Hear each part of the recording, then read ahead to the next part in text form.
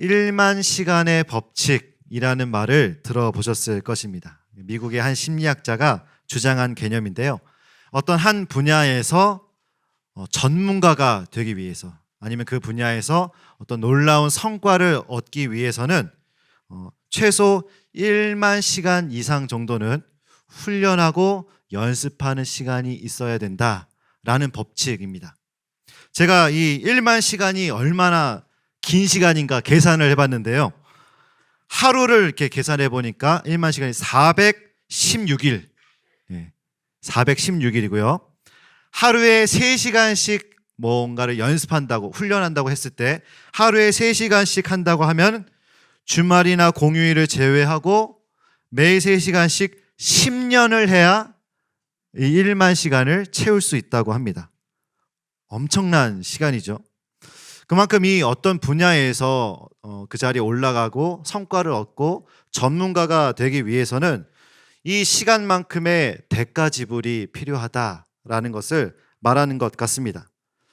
예전에 어떤 기사에 보니까 우리 어머니 아버님들 그 피겨 선수 김연아 아시죠? 네, 김연아 선수가 올림픽 금메달을 따기 위해서 하루에 8시간씩 훈련을 했다고요. 대단한 겁니다, 사실. 하루 8시간을 쭉 한다라는 것이 인간의 한계를 이제 부딪히는 일인데, 뭐 그때만 했겠습니까? 어렸을 때부터 쭉 꾸준하게 정말 최선을 다해서 고생하고 훈련하고 연습하고, 그래서 얻은 이 영광이 금메달이라는 것이죠. 세상에 이렇게 모든 일에는 대가 지불이 필요한 것 같습니다. 저도 살을 빼기 위해서, 저는 다이어트에 성공한 사람 아닙니까? 살을 빼기 위해서 얼마나 많은 대가 지불을 했겠습니까? 먹고 싶은 거 참고, 정말 기름진 거 먹고 싶은 거 참고, 정말 하루가 고단해서 씻고 그냥 바로 자고 싶은 그날에도 운동하고, 이런 어떤 대가 지불이 있어야 살이 빠지는 것을 경험했기 때문에 그런 대가 지불을 했다라는 것이죠. 세상에 일어나는 대부분의 일들이 이렇게 대가 지불이 필요한 것 같습니다. 그럼 질문 하나 드리겠습니다. 저희가 그동안 갈라디아서를 쭉 말씀을 나눴는데요. 질문입니다. 우리가 하나님께 구원을 받고 하나님의 자녀가 되는 이 영광스러운 자리를 얻는 데 있어서 대가 지불이 필요할까요?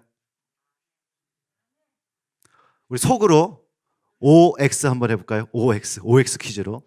다시요. 우리가 하나님께 구원을 받고 하나님의 자녀가 되는 영광을 얻는 데 있어서 대가 지불이 필요할까요?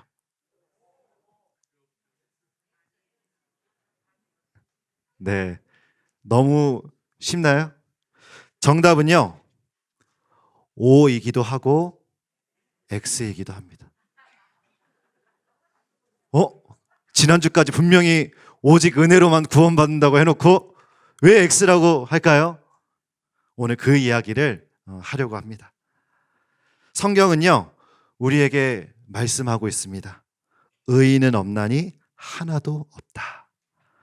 우리는 어떤 기준을 갖다 대더라도 절대로 구원받을 수 없는 죄인이다.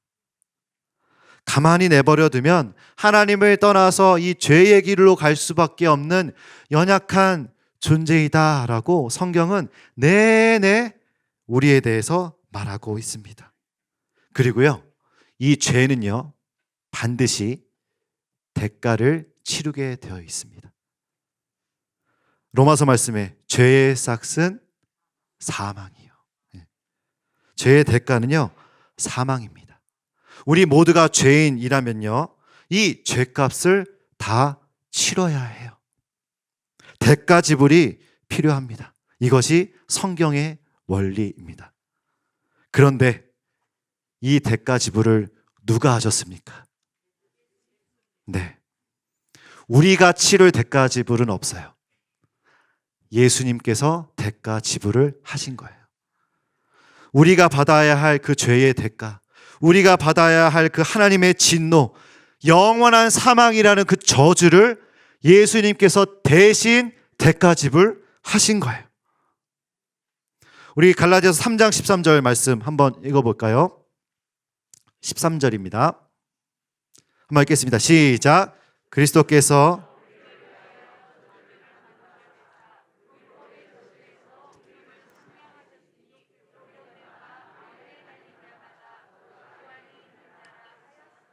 네.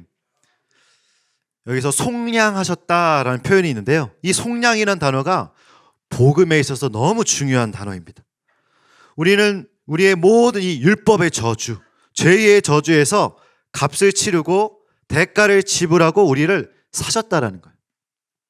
이 종으로 이렇게 묶여있던 거를 값을 치러서 이렇게 자유하게 하셨을 때, 이때 이 속량하셨다, 속량이라는 단어를 쓰거든요. 죄인인 우리가 마땅히 받아야 할 이 저주를 대신 받으신 예수님. 따라서 우리가 구원받고 하나님의 자녀가 되는 이 영광스러운 자리를 얻은 것은요, 어떠한 대가가 없는 게 아니에요. 대가가 있습니다. 바로 예수 그리스도의 십자가 보혈이 그 대가예요. 근데 지금 갈라디아 교회 안에 있는 거짓 교사들이 자꾸 무엇을 주장합니까? 속삭이는 거예요. 이 저주받지 않으려면 율법을 지켜야 된다. 예수 믿는 믿음으로는 충분하지 않다. 율법을 지켜야, 특히 할례를 받아야 이 저주를 피할 수 있고 죄가 지불을 할 수 있다라고 주장하는 거예요. 자꾸 이 거짓 교사들이. 한마디로 말도 안 되는 소리입니다. 오늘 바울은요, 이 거짓 교사들의 말이 얼마나 말도 안 되는 소리인지를 설명하려고 우리에게 친숙한 아브라함 이야기를 합니다. 아브라함 이야기. 아브라함의 별명이 있죠. 무슨 조상이라고 하나요? 믿음의 조상. 네. 믿음의 조상이라고 불리는 아브라함. 그가 어떻게 믿게 됐고 어떻게 의롭다함을 받았는지 성경은 말씀하고 있는데요. 창세기 12장에 보면요, 이런 말씀이 있습니다. 한번 같이 읽어볼까요? 시작. 내가 너로 큰 민족을 이루고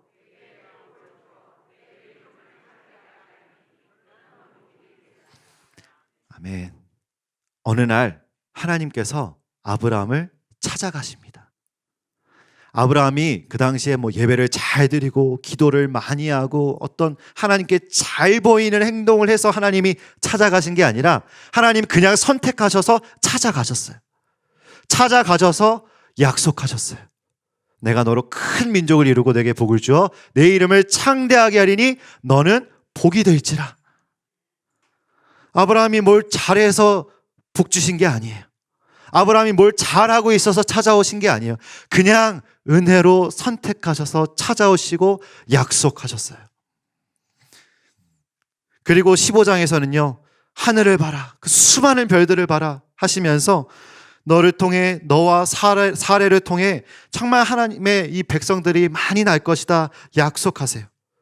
그리고 아브라함이 그 약속을 믿습니다. 그래서 성경은 이렇게 말씀하고 있습니다. 15장 6절에 아브라함이 여호와를 믿으니 여호와께서 이를 그의 의로 여기시고. 이 구절을 보고 오해하시는 분들이 있을 수도 있는데요. 아브라함이 하나님을 잘 믿었으니까 의롭다고 여기셨구나가 아니에요.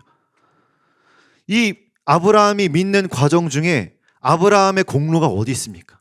그냥 가만히 있었고 하나님이 찾아오셔서 말씀하시고 선택하시고 축복하시고 구원하시고 약속하셨는데 아브라함은 믿기만 했어요. 어디에도 아브라함의 공로는 없어요. 오직 하나님의 공로만 있을 뿐입니다. 전적인 하나님의 은혜입니다. 이 아브라함, 믿음의 조상 아브라함, 와, 아브라함 믿음 대단하다 우리가 생각하지만 이 아브라함의 믿음은요, 하나님의 작품이에요. 그 어떤 아브라함의 공로가 없다라는 겁니다. 심지어 아브라함은요, 어떻게 보면 이 믿는다고 했지만 요 15장 6절 다음에요, 아브라함이 얼마나 믿음 없는 행동들이 나오는지 창세기에 보면 쭉 나와요. 분명히 사례를 통해서 자녀를 준다고 했는데 종을 통해서 그걸 못 참고 그 약속을 못 기다리고 믿음 없는 행동 아닙니까? 그런데도 하나님은 그 믿음을 의롭다 여기셨어요. 아브라함의 믿음 역시 하나님의 은혜로 시작된 것입니다. 자, 그런데 바울이 이제 갈라디아 흔들리는 그 거짓 교사들의 거짓말에 자꾸 흔들리는 갈라디아 교인들에게 설명하려는 포인트가 이제 나옵니다. 이렇게 아브라함을 찾아오시고 약속하시고 축복하신 것이 아브라함이 75세 때입니다. 우리 행복한 모임의 연령이 75세 이상이죠. 75세 때 하나님이 아브라함을 찾아오시고 선택하시고 약속하시고 구원하셨어요. 자, 그리고 하나님께서 아브라함에게 할례를 명령하시는데 그 율법 교사들이 자꾸 주장하는 할례, 그 할례 주장하시는데 그때가 99세입니다. 쉽죠? 믿음이 먼저입니까? 할례가 먼저입니까? 75세가 먼저입니까? 99세가 먼저입니까? 네. 하나님이 믿음으로 의롭다함을 이미 아브라함에게 주셨는데 20년 뒤, 24년 뒤에 99세 때 할례를 말씀하신 거거든요. 근데 자꾸 거짓 교사들은 할례가 먼저다. 이 아브라함 얘기를 까먹었나 봐요. 할례가 먼저다. 심지어 아브라함 때보다 훨씬 뒤에 400년 더 뒤에 나온 율법이 먼저다. 율법과 할례를 지켜야 의롭다함을 받을 수 있다고 자꾸 거짓말을 하는 거예요. 이게 얼마나 말도 안 되는 소리입니까? 아브라함이 그 증거인데. 그렇죠? 아브라함은 율법도 없었고 할례도 없이 오직 하나님의 은혜로 의롭다함을 받았는데 지금 그 이야기를 바울이 하고 있는 거죠. 이 거짓 교사들은요, 자꾸 우리가 구원받으려면, 저주를 피하려면 뭔가를 해야 된다고 해요. 잘 보이고 잘해야 되고 신앙에 어떤 업적을 남겨야 되고 공로를 내야 되고 정말 하나님과 사람들이 보기에 정말 존경할 만한 일들을 막 해내야 된다고. 그래야 구원받을 수 있고 그래야 하나님의 자녀다운 거고 그래야 우리가 선택받은 사람으로서 증명하는 거다라고 자꾸 그런 거짓말을 합니다. 오늘을 살아가는 우리에게도 이런 거짓 메시지가 들릴 수 있어요. 예수 이 정도 믿었으면 이 정도 살아야지. 이 정도는 해야지. 이 정도 전도했어야지. 이 정도 기도했어야지. 이 정도 예배는 드려야지. 이 정도 말씀 통독은 해야지. 신앙인이라면 이 정도는 해야지. 이 정도는 해야지. 자꾸 그런 기준들을 세웁니다. 그래서 그 기준에 못 미치는 사람을 보며 정죄감이 들고 또 그 기준에 못 미치는 나를 보며 자꾸 죄책감이 들고 그리고 무너져서 절망하고 낙심하고 이 기준을 세우는 동시에 우리의 인생은 불행해질 수밖에 없어요. 우리는 아브라함을 기억해야 합니다. 정확하게 말하면 아브라함을 통해 그를 다루어 가시고 그 연약한 아브라함을 통해서 일하시는 하나님을 기억해야 됩니다. 자꾸 우리가 무엇인가를 해내려는 시도를 멈춰야 합니다. 우리가 계속해서 시도해야 되는 일들은요, 뭐냐면요. 내가 받아야 할 모든 저주를 대신 받으신 예수님의 십자가 은혜를 묵상하는 것. 그리고 오늘도 아브라함처럼 참 연약하디 연약한 나를 통해서 하나님의 일들을 행하시는 그 하나님을 신뢰하는 것. 그 두 개예요. 75세 아브라함에게 찾아오신 하나님. 99세 때 정말 인간의 생각으로는 이해할 수 없고 불가능한 그 축복의 말씀을 주시고 그것을 기어이 기필코 해내시는 하나님. 그 하나님을 우리가 믿고 신뢰하는 것에 집중해야 된다라는 것이죠. 그렇기 때문에 우리는 더 이상 저주에 대해서 생각하면 안 됩니다. 하나님께서 아브라함에게 약속하신 그 축복의 말씀에 집중을 해야 됩니다. 그런 말들이 있죠. 가계의 저주 들어보셨나요? 이런 말은 입에도 담지 않으셨으면 좋겠어요.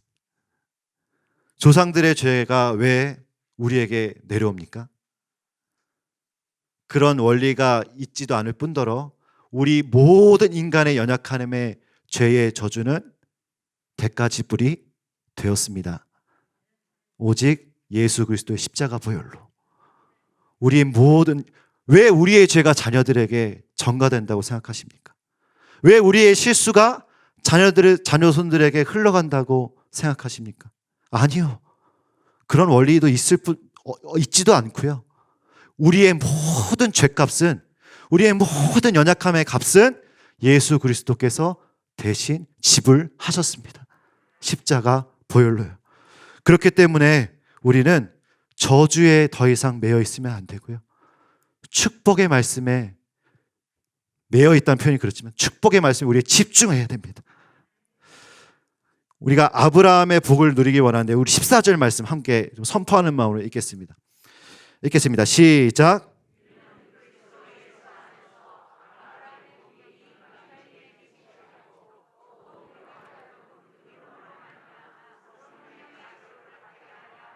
네, 아멘. 이 아브라함의 복, 성령의 약속, 이 그리스도 예수 안에서 아브라함이 누렸던 복이 무엇입니까?